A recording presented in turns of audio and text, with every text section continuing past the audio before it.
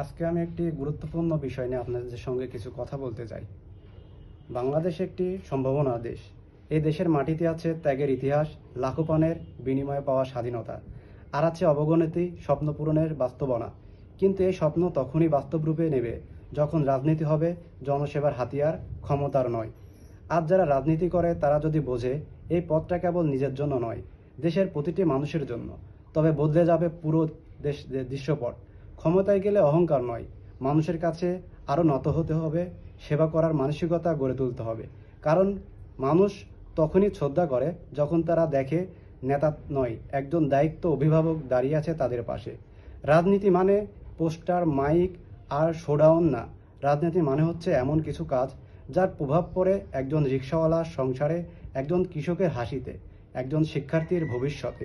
বাংলাদেশের ভবিষ্যৎ নির্ভর করে সেই তরুণ প্রজন্মের উপর, যারা রাজনীতি করে কাদা না ভেবে পবিত্র দায়িত্ব হিসেবে নিতে শিখবে।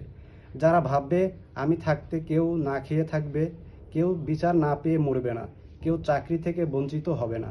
ক্ষমতা চিরস্থায়ী নয়, কিন্তু ভালোবাসা, সেবা আর সততা স্মৃতি থাকে চিরকাল। তাই রাজনীতি যদি সত্যি হয়, দেশের হাতিয়ার হবে, এই বাংলাদেশ হবে সোনার দেশ, স্বপ্নের ঠিকানা।